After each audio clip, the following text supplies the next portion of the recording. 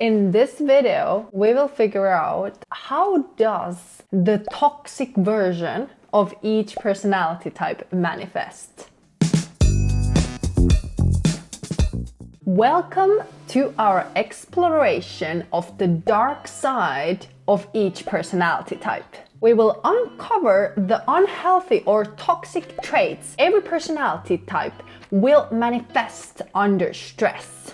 Let's start with the INFJ. INFJ's last function is extrovert sensing. Under stress, INFJs may overindulge in physical sensations and activities. INFJs are usually harmonious and always seeking for meaning in relationships, sometimes zoned out in their head. But in times of stress, they might seek for refuge in the sensory. This can come across as over-focus on details, overindulgence in physical activities. They can abuse drugs, abuse alcohol use. They can suddenly become risk takers, seeking for adventures, binge eating, recklessness, impulsivity, and self-destruction. These can be the ways how a toxic and unhealthy INFJ would come across as.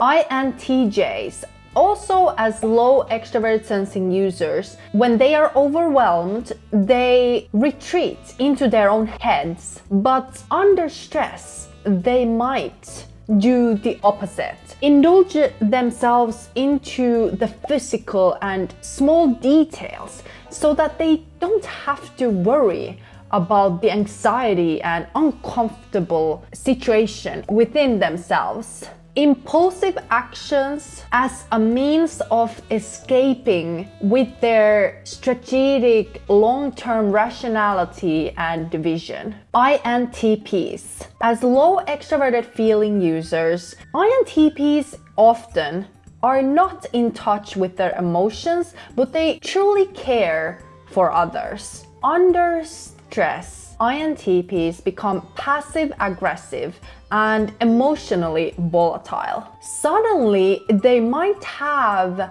these sudden emotional bursts. They might hurt the people they care about with illogical arguments and disrespecting people's personal boundaries and people's emotional well-being. INTPs truly are concerned about intimate relationships, but under stress, they might actually create more conflicts than harmony. Usually INTPs are chilled out and relaxed, but under stress they can really become reactive and impulsive. ISTPs, also low extroverted feeling users. Under stress, ISTPs can become hypersensitive, cynical. They might have paranoia and start picturing all kinds of negative outcomes. They might start forcing things to happen instead of letting things flow as they are. As INTPs, ISTPs have low introverted feeling,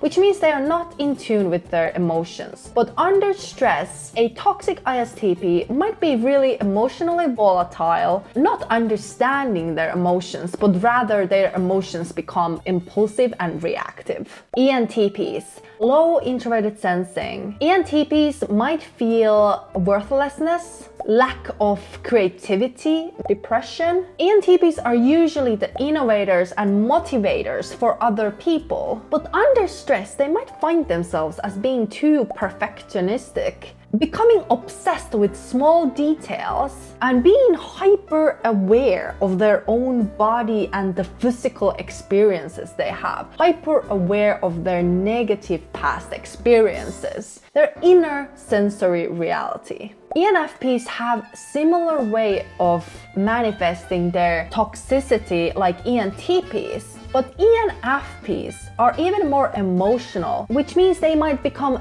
overly hypersensitive, over worried of what other people think, and overindulge in sensory experiences. They might become obsessed specifically with their duties and past memories and experiences. ENTJs, FI, introverted, feeling, inferior function, emotions, identity and values. Toxic ENTJs may become overly cold, irrational, not figuring out what are their true values and having these stormy outbursts once in a while. Decision making and long-term thinking might be really difficult for them if they are rippled with their conflicting emotions and self-blame. ESTJs, on the other hand, under stress, have similar way of manifesting it, although ESTJs might become overly controlling when it comes to relationships and small details. ESTJs have a tendency also for paranoia and thinking of all kinds of negative outcomes that are possible. Both ESTJs and ENTJs, when toxic, can have controlling and aggressive physical behavior. ISTJs, extrovert, intuition, inferior, under stress might lose track of details and reality. They engage in overly pessimistic thinking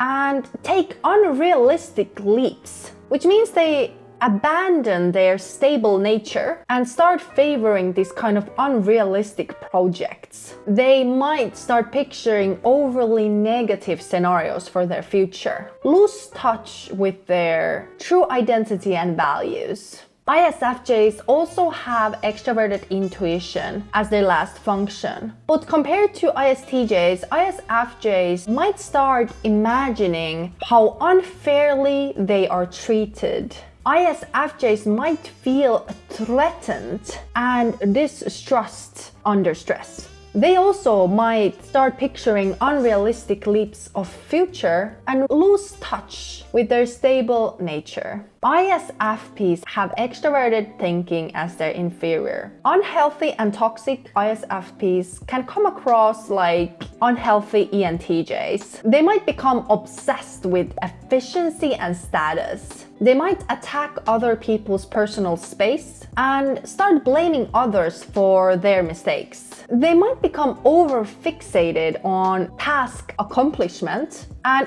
overindulge them in like physical sensations, just living in the moment. They might also become over-controlling. Unhealthy INFPs, on the other hand, might experience destructive fantasies for their enemies. They might also become over-controlling and over-fixated on small details and physical stuff. They might get too focused on status and efficiency, just like ISFPs, and try to regain control in their lives in unhealthy ways. ESTPs have introverted intuition as their last function. Usually ESTPs are these relaxed and flexible people, but under stress, ESTPs can become real drama queens. They might lose their trust with the reality and the concrete world and start overthinking stuff and get paranoid, for example. They might get really overwhelmed with their negative emotions and thoughts, try to blame others for them,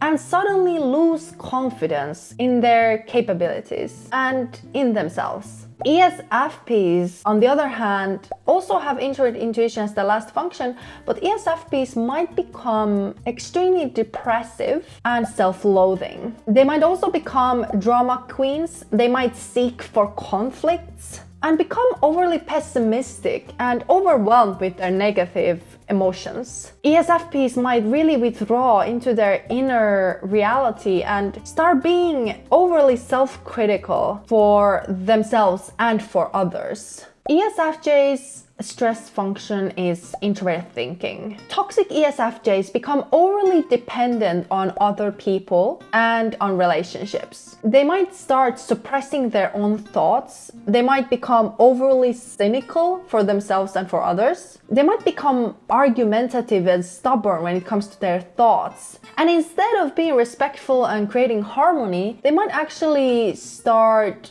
disrupting harmony with being disrespectful critical towards others. ENFJs also have integrated thinking as their stress function, which means they can also become overly critical towards themselves and for others. And also they might get dependent on relationships and create toxic ones, or be dependent on toxic relationships. But they might also become overly sensitive towards their status, towards efficiency, or trying to control their life and others so that it works as how they want it to work. Toxic and unhealthy ENFJs might become manipulative and lose the touch with the truth and reality. I have met many unhealthy personality types, and usually a big impact is their background and their childhood. As we explore the unhealthy traits, it's crucial to remember that awareness of this is really the first step to self-improvement. I really hope if you know anyone who has these toxic patterns, remember that you're not responsible for other people's toxic patterns, and all you can do is really hope that they take the responsibility to improve themselves. Thank you for joining on this exploration of the human psyche. I hope the best for you. Subscribe and like my video. Thank you for watching. See you in the next video.